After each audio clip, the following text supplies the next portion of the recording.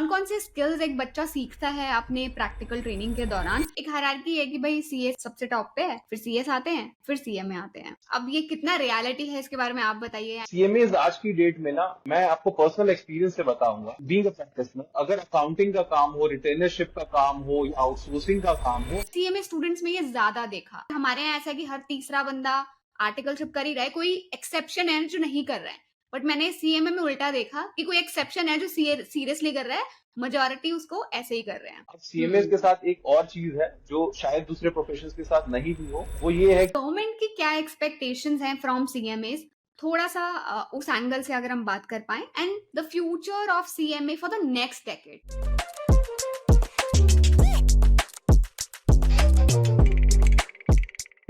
दीदी सीएमए के ऊपर पॉडकास्ट बनाओ, दीदी आप किसी क्वालिफाइड सीएमए को इनवाइट करो, इतनी बार ये रिक्वेस्ट आई, and finally we have CMA Nitish Kalra with us. आज का पॉडकास्ट डेडिकेटेड है सीएमए प्रोफेशन को, उसमें क्या स्कोप है, उसमें कैसे जो है ग्रोथ करनी है, उन सभी चीजों के बारे में हम आज बात करने वाले हैं। मैं इंट्रोड्यूस करती हूँ सीएमए नितिश कालरा जी को। So he is the managing partner at PANN Associates and has over 15 plus years of experience as a CMA professional. और बहुत ही आपको रियलिस्टिक और इंडस्ट्री स्पेसिफिक इंसाइट्स आज मिलने वाले हैं, और हम कंपेयर भी करेंगे कि ओवर द लास्ट डेकेड किस तरीके से CMA as a profession grow किया है। So welcome to the show sir, how are you feeling today? Thank you so much, Pooja. I'm very well and hope the same for you.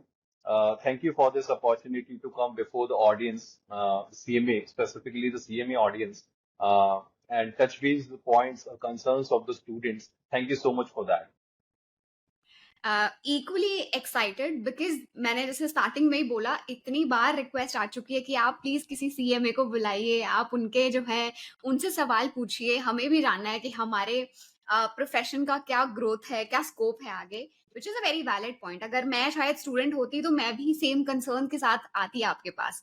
पहला सवाल ही मैं थोड़ा सा कंट्रोवर्शियल या फिर एक ऐसा क्वेश्चन पूछना चाहती हूँ जो शायद अभी आजकल मार्केट में बहुत चल रहा है।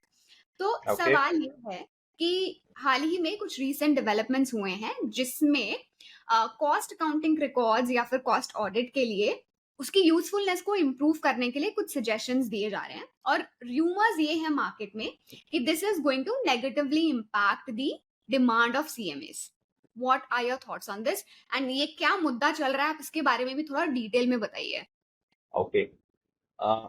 So, Pooja, see, people may be forming their opinions based on their understanding, uh, assuming that they have thoroughly examined the report. But while I won't delve into that, but uh, to answer your question, let me share my opinion. But my opinion would be from two-way point. Fine, one from the point of view of CMAs in practice, another from the point of view of CMAs in service. Fine, okay. but before understanding the same, uh, you would also want to understand as why the committee was formed by the right. MCA.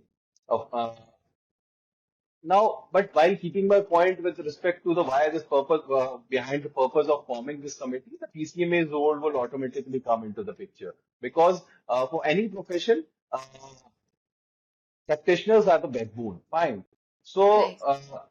if the role of practitioners increases, automatically the role of CMAs in industry would increase. Fine. This is basically a assumption. Or I would say this is the reality to an extent.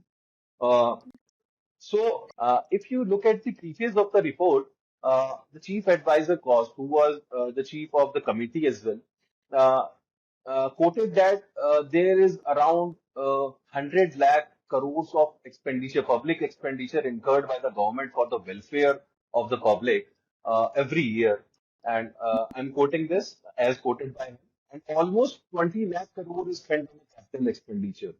Therefore, there is a need for the efficient, transparent, and accountable governance is public spending. Fine. These were his words as per the report, as per the very preface of the report. Now, for that purpose, cost database for the key products and services may be helpful in the decision making where government incurs major expenditure. These were his words as per the report. This I'm quoting from the report. Fine. Now, talking about the usefulness of the report, he also quoted that the revenue authorities, including CBIC and CBDT, uh, have shifted towards faceless assessments. So, better Nice, inter-firm yes. comparison, sector-wise input-output analysis based on cost data may be useful in checking the revenue leakages. Fine. So you can Oh. assume your viewers as the students or as stakeholders can assume that what were their intentions, the committee's intentions, while the committee was Hmm. formed for the purpose of checking the usefulness of the cost audit mechanism currently into working. So these were the very pieces of the report where he mentioned. Also, I would like to quote before you. He also Hmm. mentioned that these recommendations were not just based on the current structure where only companies are into the ambit of cost audit, but they have also considered trust cooperatives and other autonomous bodies. So this is something very big thing which I would like to bring before you. Uh, with that, I would like to tell that role of cost accountants is going to be increased and not the Hmm. decrease. तो क्या कोई ऐसी एक आधी कोई recommendations के बारे में आप बता सकते हैं which kind of proves the point that yes, the scope of CMAs is only going to increase? So see, this was the very preface and exhaustive thing which I told you. Otherwise, as a recommendation, if I tell you, and very crucial recommendation given by the committee before the ministry. Hmm. See, currently, what used to happen in our current cost accounting reporting, Hmm. when we report by paras, they used to be analysis of ratio, analysis of financial numbers which Hmm. already are given in the financial reporting. Fine, otherwise. So this is the current practice. Now we as a practitioners or we as an institutions were already in this mood that in the ministry should think about it and should make a change about the paras, how we are reporting currently and how this should be reported. So the Right. committee has listened to us on the recommendation of institution and various industry associations that हाँ. instead of reporting those financial analysis ratios, uh, the various key performance parameters should be reported, and that too Hmm. on quarterly basis, not yearly. See, Oh. usually what happens, uh, the reporting is done after the year ends. Fine, and the report Right. need to be submitted before 27th of September. That's the due date to be submitted by the cost accountant to the company. So Okay. now, if this recommendation is implemented by the ministry, see, currently, the ratio analysis, which are already covered by the financial auditor, doesn't make any impact by the cost accountant if again he reports the ratio to the in cost audit report. But if it is replaced by the key Hmm. performance indicators on the basis of operations, on the basis of efficiency and others, Hmm. this is going to be a huge change for the industry and for the PCMAs and for the service industry CMAs.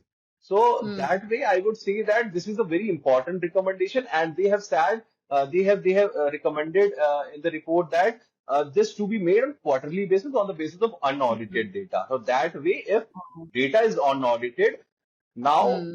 cost accounted in the industry or cost auditor independently has huge role to play when the data is asked on the basis of unaudited figures, and that too on a Right. quarterly basis. This is what I would like to present before Hmm. you for the audience. So this is a game changer point if this is implemented. Yeah. That's amazing क्योंकि अब क्या है dependency कम हो जाएगा audited financial statements पे और आपके पास in fact ज्यादा काम आएगा if you have to do something on a quarterly basis if you to report something तो आई थिंक काम बढ़ने वाला है कम तो नहीं होने वाला है Yeah, if the recommendations are welcomed by the ministry and the same recommendations are implemented via notifications, I would say that there is a huge work coming before CMAs, be it practitioners, be uh, Hmm. the CMAs in industry. But I would like to highlight few points where the recommendations have told about increasing the turnover criteria, but that is some technical, but I won't go into detail of that because I believe that your viewers, mainly the students, won't understand initially. So we can have a separate maybe a session to because that would be more elaborative, and I believe the session would go long and long. It would not end easily, and we can delve into more things, and more things. So that way, I believe that we should keep it to this particular point only. No worries I think काफी हद तक जो एक rumour चल रहा था market में उसको आपने जस्टिफाई कर दिया है कितना वैलिड है कितना वैलिड नहीं है and I am pretty sure the students were concerned about the future of the CMA profession have gotten the answer also so thank you for that But but Pooja, I would like to also mention before you, even if if the report is some way not in favor of PCMS, if it is not in favor of PCMS with regard to the turnover limit and HSN criteria currently being recommended by the this committee, even if this happens, but the thoughtfulness and the way the committee has worked for the reports and the way the areas they have touched upon, there is going to be a huge increase in scope of CMAs for the service sector. This is what I would like to bring before you. So yes, right नहीं make sense कि जो भी जितने भी जैसे आपने बताया कि इतने सारे obviously I have not read the report you have and those who want to read can definitely go and read it out but that make sense कि काम जो है वो बढ़ने वाला है बिकॉज जो कॉस्ट ऑडिट की एफिशिएंसी उसको इम्प्रूव करने के लिए in fact more and more things will be included so got it ठीक है now I want to understand the scope of CMA over the last 10 to 15 years आपने इस प्रोफेशन में 10 से 15 साल दिए हैं and I am pretty sure आपने बहुत सारे फेजेस बहुत सारे ट्रांजिशंस को ऑब्जर्व करा होगा so from that standpoint I want you to take a look at your journey also as a CMA professional and tell how the times have changed and how the scope of this profession has widened over these years. that's a very relevant question. तो मैं ऐसा कहूंगा कि मैंने जब एक course को join किया था, so the course was called ICWA. So the professionals who qualified were called ICW और CWA. So this is how people used to call CMAs. So Right. as I qualified, I was called as cost and management accountant or CMA. So ये बहुत बड़ा, एक तो मैं बताऊंगा आपको, बहुत बड़ा ड्रास्टिक, मतलब मैं कहूंगा कि चेंज हुआ, और मैंने ही देखा है अपनी ही स्टूडेंट लाइफ से लेकर प्रोफेशनल होने की जर्नी में. So this is something about name. Apart from it, if I talk about scope of professionals in industry और practice, तो मैं ऐसा बताऊंगा कि आपको पहले जो हायरिंग होती थी कैंपस प्लेसमेंट्स में या ऑफ कैंपस में, वो कॉस्टिंग की प्रोफाइल से रिलेटेड ज्यादा होती थी. बट मैंने Okay. ओवर द इयर्स ये देखा है कि कॉस्टिंग के रिलेटेड तो होती ही है, क्योंकि वो हमारे सीएमएस का जो होता है वो फोटे होता है, वो हमारा कोर एरिया होता है. बट मैंने ओवर Right. द इयर्स देखा है कि अभी कैंपस प्लेसमेंट ज्यादा अदर प्रोफाइल्स के लिए होती हैं, जैसे कि इनडायरेक्ट टैक्सेस के लिए होती हैं, डायरेक्ट टैक्सेस के लिए होती हैं, एफपीएनई प्रोफाइल्स के लिए होती हैं, और भी बहुत सारी Okay. प्रोफाइल्स है related to accounting and costing, उसके लिए होती हैं. So this way I would say कि सर्विस में मैंने ऐसा अपनी जर्नी में during my this last 1 decade मैंने ये ट्रांसफॉर्मेशन देखा है. This is not just for 1 and 2 years, this is over the years and journey of 10 to 15 years I have seen. So ऐसा ही अगर मैं प्रैक्टिसिंग फ्रेटर्निटी के बारे में बोलूं, तो पहले लोग प्रैक्टिस में जाना पसंद नहीं करते थे क्योंकि स्कोप बहुत कम होता था. Selective Right. इंडस्ट्रीज होती थी जहां पे गवर्नमेंट बताती थी कि आप इस कॉस्ट ऑडिटर को जाके किस कंपनी का ऑडिट करना है. But Okay. आफ्टर 2011 वो रूल्स चेंज हुए, और उसके बाद क्या हुआ कि कंपलसरी ऑडिट हो गया सर्टेन सेक्टर्स के ऊपर as listed by the government.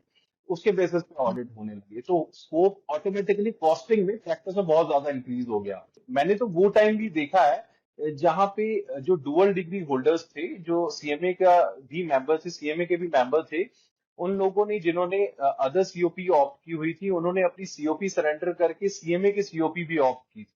सो वो गोल्डन एरा था जहां पे 2011 में ऐसे रूल्स आए थे जहां पे इतना स्कोप हो गया था कि लोगों को इंटरेस्ट इतना था सीएमए की प्रैक्टिस में. फाइन. सो धीरे धीरे अनफॉर्चुनेटली वो रूल्स रह नहीं पाए, बस सेलेक्टिव रूल्स रहे, और बहुत सारी चीजें फिर भी रिटेन रही और कंपनीज कवर रही, कंपलसरी ऑडिट सेक्टर वाइज रहे. सो मैं ये बताना चाहूंगा कि अ, ये जो पूरा मेरी जर्नी रही है, मैंने इसमें बहुत सारे इवोल्यूशंस देखे हैं, मैंने बहुत सारे ट्रांसफॉर्मेशंस देखे हैं।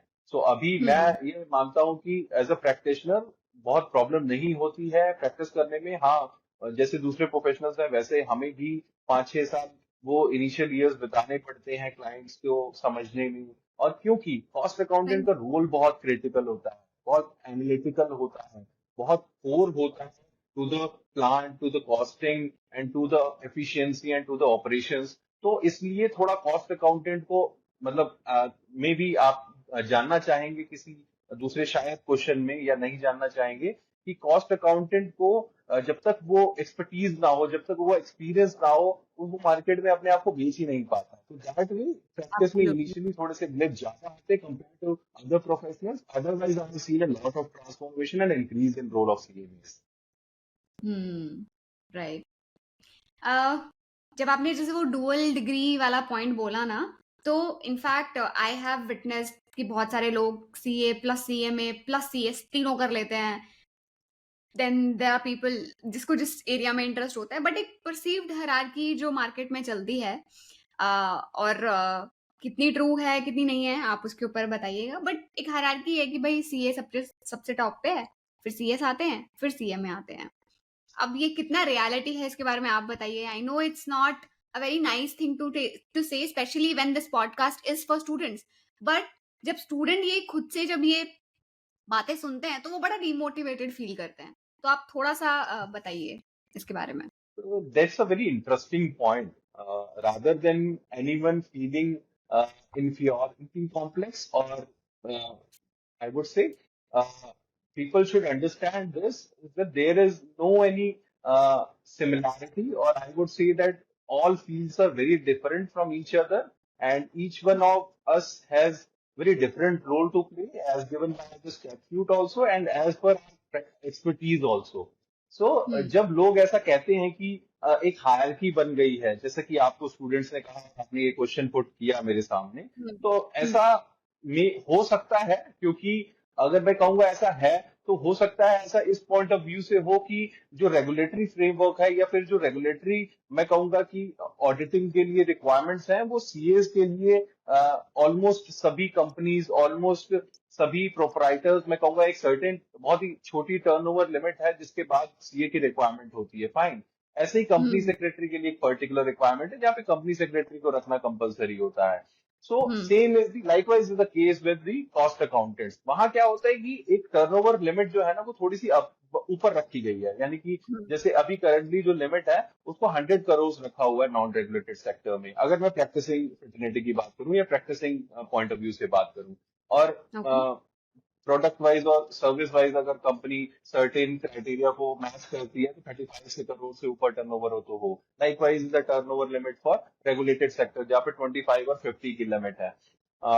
बट मैं ये कहना चाहूंगा कि अ, ये अगर ऐसा मतलब मार्केट में है कि assumptions हैं या presumptions हैं, या फिर लोग ऐसा सोचते हैं, तो maybe this is on the basis of this particular thing.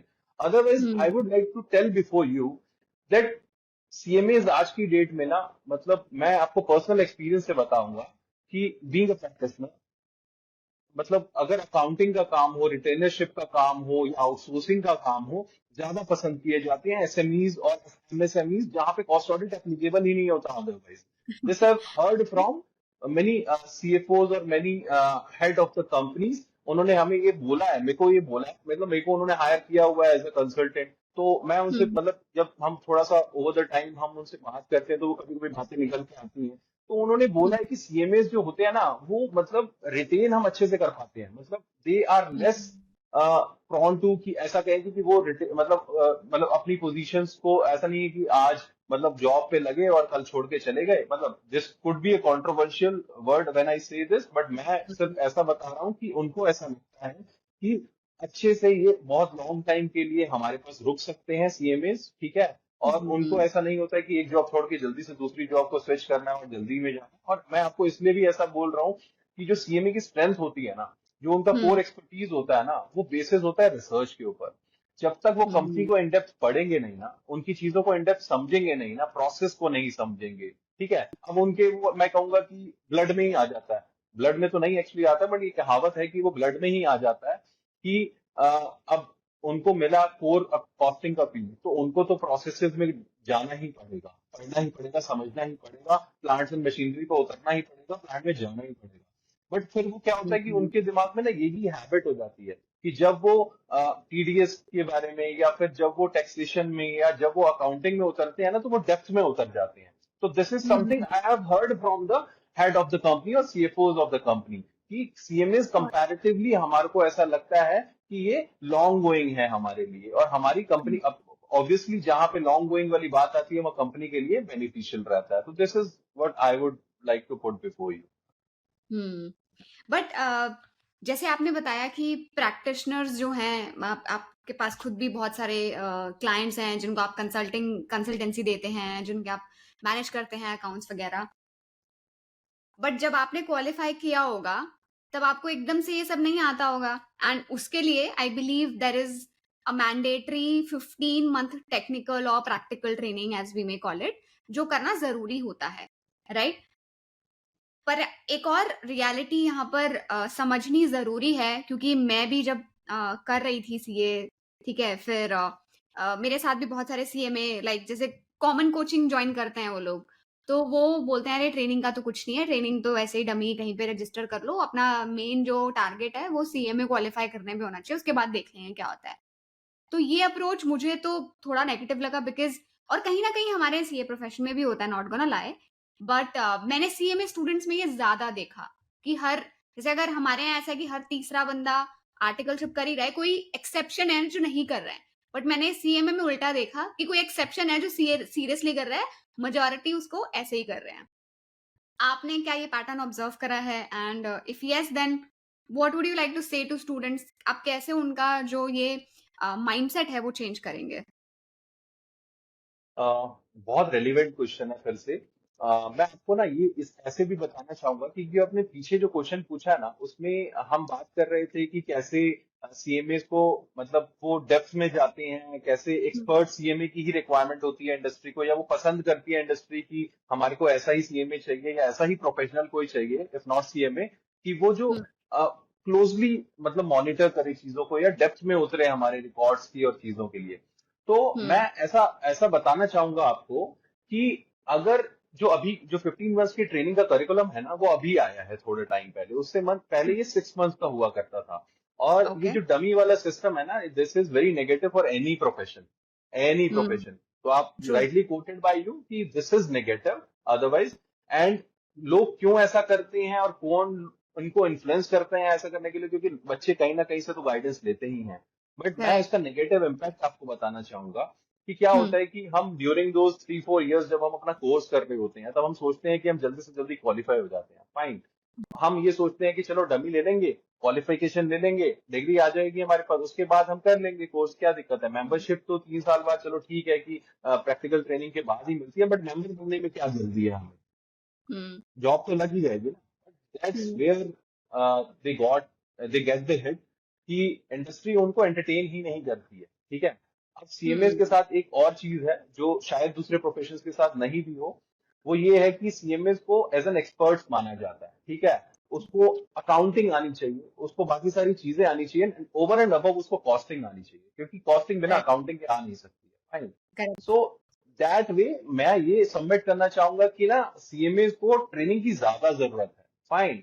और अगर हम्म, कोई बच्चा ट्रेनिंग को डमी में कन्वर्ट कर देता है और नहीं लेता है, तो उसको वही पीरियड आगे करना पड़ेगा आफ्टर द क्वालिफिकेशन। मतलब उसको वो जो स्ट्रगल वाला फेज है ना, जो बच्चे अपने स्टूडेंट लाइफ में निकाल देते हैं, अब उसका इम्पैक्ट ये भी पड़ता है कि हमारी सोशल जो हमारे साथ जुड़े हुए लोग हैं, पेरेंट्स हैं, हमारे नेबर्स हैं, वो लोग क्या सोचते हैं ना कि अब एक बार क्वालिफाई हो गया, अब तो कमाएगा ही कमाएगा बच्चा। तो यहाँ पे बच्चा और ज्यादा थोड़ा सा डीमोटिवेटेड हो जाता है बाद में। So I would hmm, like to submit before you कि ना ये वाला प्रैक्टिस जो है ना, तो मतलब स्टूडेंट्स को बिल्कुल ही नहीं करना चाहिए, क्योंकि स्किप तो हो ही नहीं सकता।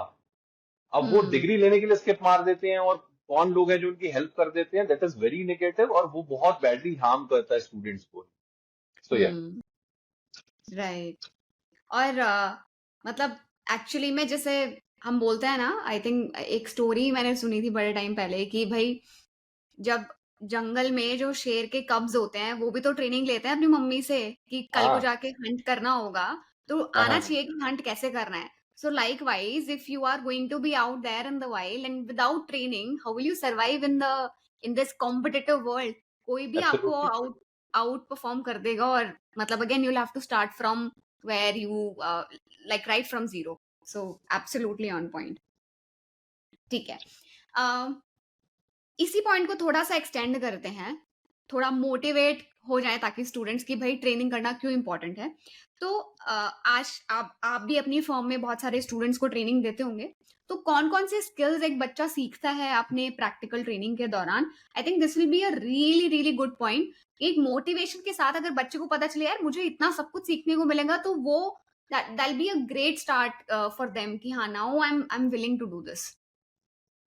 सो मैं आपके इस क्वेश्चन का आंसर ना अगेन, जैसे मैंने इनिशियल आपके क्वेश्चन का एक आंसर दो तरीके से दिया था, I would present in two way. Fine, will that be okay for you? या for sure. Okay fine. So मैं ये कहूंगा कि दो तरह की फर्म्स होती हैं सीएमएज में। एक वो फर्म्स हैं जो ऑलरेडी अपना वो पीरियड निकाल चुकी हैं जहां पे उनके स्ट्रगल पीरियड रहे थे, या फिर ये कहूंगा कि वो एक अपना निश अचीव कर चुकी हैं जहां पे उन्होंने अपना एक फोटे बना लिया कि वो फर्म्स इसी इसी पर्टिकुलर प्रोफाइल में काम करती हैं। So those firms are established. Over and, हाँ, those firms and over and about 20-25 years old firm. Fine. हुँ, सो एक वो तरह की फर्म्स होती हैं, एक वो फर्म्स होती हैं जो 10-15 साल या फिर 5 साल 10 साल पुरानी फर्म्स होती हैं, जैसे कि आप हुँ, मेरी फर्म की बात कर रहे हैं। तो मैं हुँ, ये कहूंगा कि हमारी जैसी फर्म्स में एक स्टूडेंट को, मतलब जो भी ट्रेनिंग आता है, उसको मल्टीपल काम करने को मिलते हैं। मीडियोकर हुँ, फॉर्म्स में कहूंगा, और मैं ये कहूंगा जो एज अ मिडिल स्टेज में है अपनी अपनी हुँ, जर्नी के, तो वहां राइट। पे आपको कॉस्टिंग का काम तो मिलता ही मिलता है, ठीक है, एमआईएस का काम मिलता है आपको, वहां पे आपको टैक्सेशन इंक्लूडिंग जीएसटी हो गया, कस्टम्स हो गया, डायरेक्ट टैक्सेशन में इनकम टैक्स रिटर्न्स हो गए, ऑडिट के जो दो कॉस्ट ऑडिट के अलावा हम, मतलब जीएसटी का ऑडिट क्योंकि अभी नहीं है, बट जीएसटी का ऑडिट जब था तो those audits were allowed for CMS. Direct hmm, taxation में अभी इनकम टैक्स ऑडिट अलाउड नहीं है, बट वर्किंग जो होती है, प्रोसेस जो होता है, वो पूरा कॉस्ट अकाउंटेंट के फॉर्म्स में होता है। तो उस एरिया में भी जो बच्चा आगे, मतलब इस एरिया को एक्सप्लोर करना चाहता है, तो वो भी मिल जाता है उसको उसमें ट्रेनिंग। फाइन। हुँ, इसके अलावा और अदर अकाउंटिंग की फील्ड्स हैं, या अकाउंटिंग, बेसिक अकाउंटिंग में कहूंगा, वो सीखने को मिलती है सीएमए फॉर्म्स में। ओके। बट जो ओल्डर फर्म्स होती हैं, अदर भी मैं बताना चाह रहा हूँ, जो ओल्डर फर्म्स होती हैं जो अपने एक निश को बना चुकी होती हैं, वो कहीं ना कहीं या तो आईबीपीआई में जा चुकी होती हैं, वैल्यूएशन में जा चुकी होती हैं, या फिर अदर फील्ड सेलेक्ट कर चुकी है, कॉस्टिंग ही सेलेक्ट कर चुकी होती हैं, जहां पे एक पर्टिकुलर काइंड ऑफ उनको ट्रेनिंग या फिर अपॉर्चुनिटी मिल सकती है। तो ये दो अलग अलग तरह के फर्म्स होती हैं, मतलब क्योंकि मैं इसलिए से आपको बता पा रहा हूँ क्योंकि I use to get lot of messages over my LinkedIn and other profiles कि हमें कैसी फॉर्म में ज्वाइन करना चाहिए, तो मैं सब आंसर नहीं शायद कर पाता, तो मतलब I am very grateful to you कि आपने ये क्वेश्चन पूछा, तो अगर मेरा कोई वैसा व्यूअर देख रहा होगा तो शायद उसको आंसर मिलेगा इसका। 100%। तो आप कुछ फर्म्स का नाम बता सकते हैं जो इस नीश कैटेगरी में है, ताकि स्टूडेंट्स उनको if they want to get into specialization. इसी पॉइंट को थोड़ा सा और एक्सपैंड करते हैं। तो आप डेली बेसिस पर हायरिंग भी करते होंगे स्टूडेंट्स को, ट्रेनिंग के लिए भी हायर करते होंगे, क्वालिफाइड सीएमएस को भी हायर करते होंगे। क्या स्किल्स आप ढूंढते हैं उन स्टूडेंट्स में कि हाँ यार ये स्टूडेंट जो है he has better competitive edge over other applicants who applied for the same job? आप आर्टिकल्स के लिए भी बताइए, यानी ट्रेनीज के लिए भी बताइए, और क्वालिफाइड सीएमएस के लिए भी बताइए। So starting with the trainees, हम ट्रेनीज में इनिशियली सिर्फ ये देते हैं कि उसका एटीट्यूड कैसा है, उसका लर्निंग एटीट्यूड है कि नहीं, this is first point. Second okay. Point is कि उसका माइक्रोसॉफ्ट पे काम कैसा वो कर सकता है, क्या उसने थोड़ा सा भी माइक्रोसॉफ्ट एक्सेल पे या वर्ड पे थोड़ा सा उसका नॉलेज है कि नहीं है। And other important point is communication skills, क्या उसकी कम्युनिकेशन स्किल्स, समझने के स्किल्स, इंटरपर्सनल स्किल्स थोड़ी सी अच्छी है या नहीं है। तो ये बहुत बेसिक सी चीजें हैं जो हम ट्रेनिंग में देखते हैं। even if we don't find in these qualification or these particular requirements in trainee candidates, हम ये देखते हैं कि उसका एटीट्यूड अगर अच्छा है, लर्निंग एटीट्यूड है, तो हम जरूर उसको अपॉर्चुनिटी देने की कोशिश करते हैं। हम्म। बट अगर आप कहें कि क्वालिफाइड के लिए कैसी हम चीजें देखते हैं, तो ऑब्वियसली अगर हम मतलब अगर हम पर्टिकुलर अपना एक हमारा एक डिपार्टमेंट है कि हम कॉस्टिंग में देख रहे हैं, तो हम देखते हैं कि उसको पर्टिकुलर कॉस्टिंग की नॉलेज कितनी है, कितनी इंडस्ट्रीज में ऑलरेडी उसने कहाँ पे काम किया हुआ है, या ओके। ऑब्वियसली उसका भी हम देखते हैं कि लर्निंग एटीट्यूड कैसा है। तो पे स्केल के बेसिस पे, कॉस्ट कॉन्शियसनेस के बेसिस पे, जैसे रिक्वायरमेंट होती है उसके बेसिस पे हम क्वालिफाइड को भी हायर करते हैं। अगर हमारे को किसी और डिपार्टमेंट में चाहिए होता है तो उस पर्टिकुलर डिपार्टमेंट में उसकी क्या नॉलेज है। मतलब ऐसा नहीं कि उसको एक्सपर्ट नॉलेज ही हो, क्योंकि we are also mediocre firms. अगर जो जो बड़ी फर्म्स होती है, जैसे मैंने कोट किया था, जो अपना निश अचीव कर चुकी होती हैं, वो अपना इंटरव्यू उस बेसिस पे लेती हैं कि उनको एक्सपर्ट लेवल के भी क्वालिफाइड सीएमए चाहिए। तो गॉट इट। मेरे ख्याल से हम मतलब बेसिकली मोस्टली फॉर्म्स ऐसा ही करती हैं। ठीक है। So this kind of answers the next question that I had, कि भाई कौन से स्किल्स एक स्टूडेंट को लर्न करने चाहिए so that they can stand out. And you rightly mention कि सबसे पहला एटीट्यूड करेक्ट करना है, एक सीखने की इच्छा, जो एक वो हंगर होता है वो डेफिनेटली आपको कैरी भी करना है एंड शोकेस करना है इंटरव्यूअर को।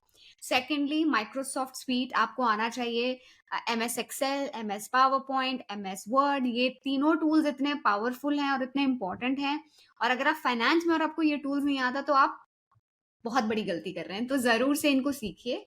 And number 3 is communication skills, जिन पर मतलब ये नहीं है कि आपको शशि थरूर लेवल की इंग्लिश आनी चाहिए, but decent you should be able to communicate properly with the interviewer, and आगे जाके क्लाइंट्स को भी या डील करेंगे तो उनके साथ आप बात अच्छे से कर पाए, इतने बिल्कुल कम्युनिकेशन स्किल्स बिल्कुल होने चाहिए। बिल्कुल। You took me okay. Absolutely correct, बिल्कुल। ओके।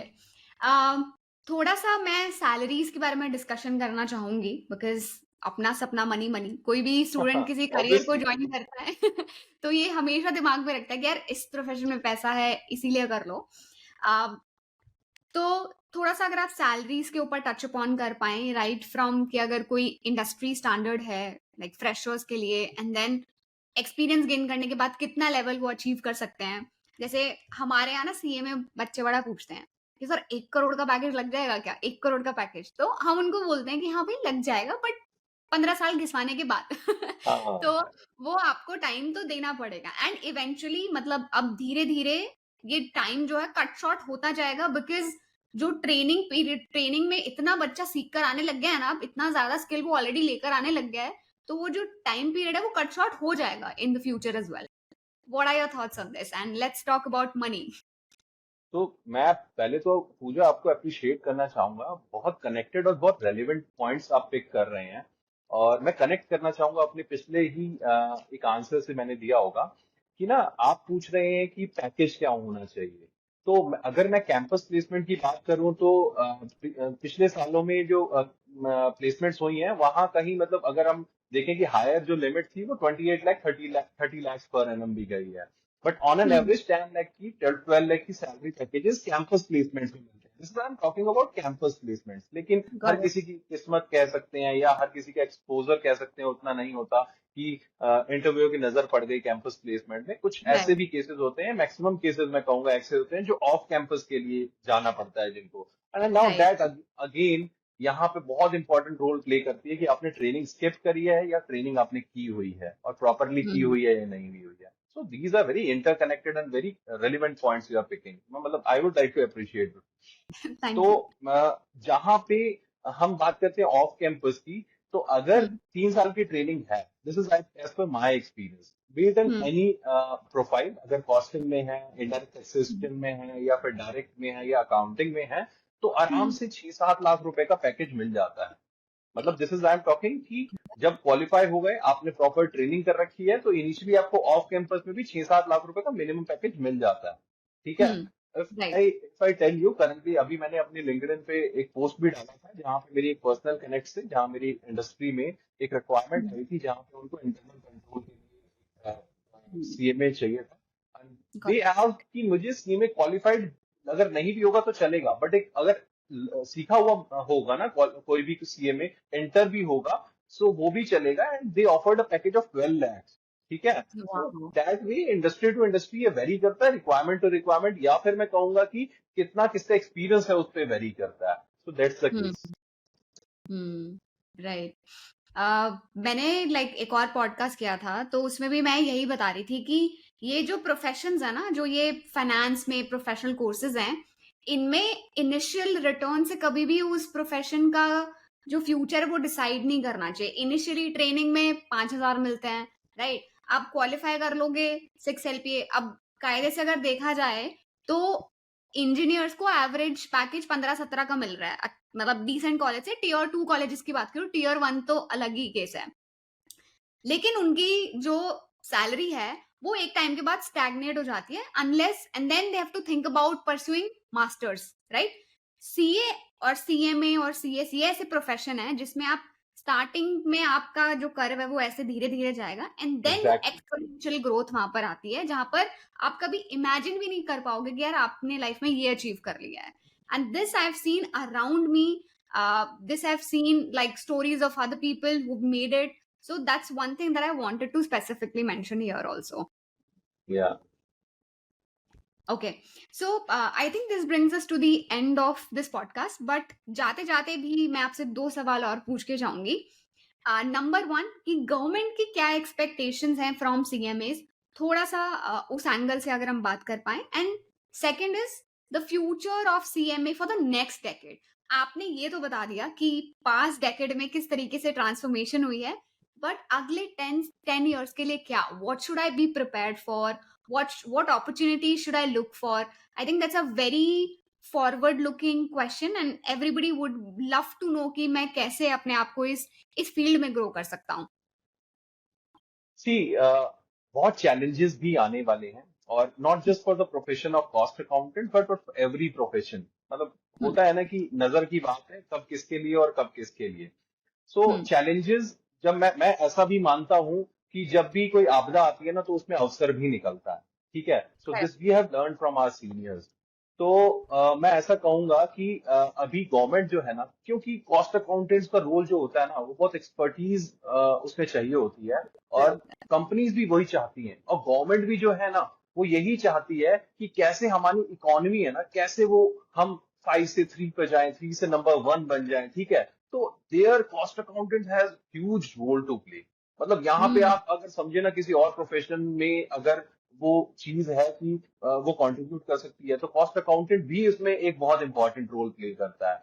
सो दैट वे मैं ये कहना चाहूंगा कि गवर्नमेंट जो है ना वो ये देख, एक तो सबसे बड़ी प्रॉब्लम गवर्नमेंट की ये है कि ईज ऑफ डूइंग बिजनेस के नाम पे बहुत सारे जो कंप्लाइंसेस हैं उसको वो हटाना चाहती है। ठीक है, राइट। उसमें भी अगर कॉस्ट अकाउंटेंट्स बहुत अच्छा कंट्रीब्यूट करते हैं, अब यहाँ इंपॉर्टेंट रोल फिर से आ जाता है ट्रेनिंग का। अगर ट्रेनिंग स्किप की जाती है, देखो प्रोफेशन जाना जाता है ओवरऑल अपनी स्ट्रेंथ से, और स्ट्रेंथ जो होती है ना वो सिर्फ ऐसा नहीं होती है कि जो सीएमए पास हो चुके हैं या जो बहुत सीनियर है वो जो कंट्रीब्यूट कर रहे हैं उसके बेसिस पे गवर्नमेंट हमें नापेगी तोलेगी और हमें काम देगी। तो profession as a whole strength देखी जाती है। तो स्टूडेंट स्टूडेंट जो होते हैं ना वो बहुत नेसेंट स्टेज पे होते हैं और वो हमारी स्ट्रेंथ होते हैं। ठीक है, तो गवर्नमेंट हम्म। वैसे भी देखती है हमारा करिकुलम कैसा है, that's obviously A part of institute. ठीक है, लेकिन स्टूडेंट जो ट्रेनिंग स्किप कर देते हैं और फिर जो मार्केट में जाते हैं और फिर जैसी उनकी इमेज बनती है उससे बहुत ज्यादा दिक्कत होती है। तो आई वुड से कि ट्रेनिंग तो बिल्कुल स्किप मत करना from this particular podcast of Pooja. मतलब एक चीज तो लेकर जाना कि ये मतलब ट्रेनिंग स्किप नहीं करनी है बिल्कुल भी। बिल्कुल और भी आई नहीं। Can bet you Pooja, I can bet you on your podcast, अगर कोई बच्चा ये मुझे कह दे कि मैंने 3 साल की ट्रेनिंग करी है लेकिन फिर भी मुझे हम्म। नौकरी नहीं मिल रही, या फिर भी मुझे नौकरी मिल गई है और मुझे निकाला जा रहा है, cost accountant is the last one जिसको कंपनी हायर करना चाहती है। ठीक है, क्योंकि वो उसकी कॉस्ट को बचाता है। ठीक है, करेक्ट। किसी ना किसी तरीके से उसका पैसा बचाता है, be in the form of revenue, जो भी एडवाइजेस देता है कि किस तरीके से हम रेवेन्यू को इस मॉडल, इस प्रोडक्ट से स्विच करके दूसरे प्रोडक्ट पे जा सकते हैं कॉस्ट बेनिफिट एनालिसिस के बेसिस पे, B it in any correct. Other form. So cost accountant if has knowledge will be the last one, would be the last one who would be fired by the management. This is what I would like to submit from my particular experience before you. Okay. Right. ठीक है, I think students को काफी सारे insights मिले होंगे। Thank you so much for taking our time and doing this, and for being absolutely honest and sharing the deepest insights from your own experiences. That means a lot. Guys, connect with Nitish sir on LinkedIn, Twitter, and if you guys want to discuss anything further, कोई और doubts हैं जो आप discuss करना चाहते हो, please feel free to reach out to him. He's a gentle soul and very, very fun-loving person, and I'm pretty sure he'll definitely help you out. So Thank thank you you so so much, much. Pooja. Thank you so much, Pooja. This was equally wonderful opportunity for me, and this was amazing experience with you, and would be an experience with your audience when this show would be telecasted. So, thank you so much for the opportunity. I loved each bit of the program today. Thank you. Thank you so much. Thank you.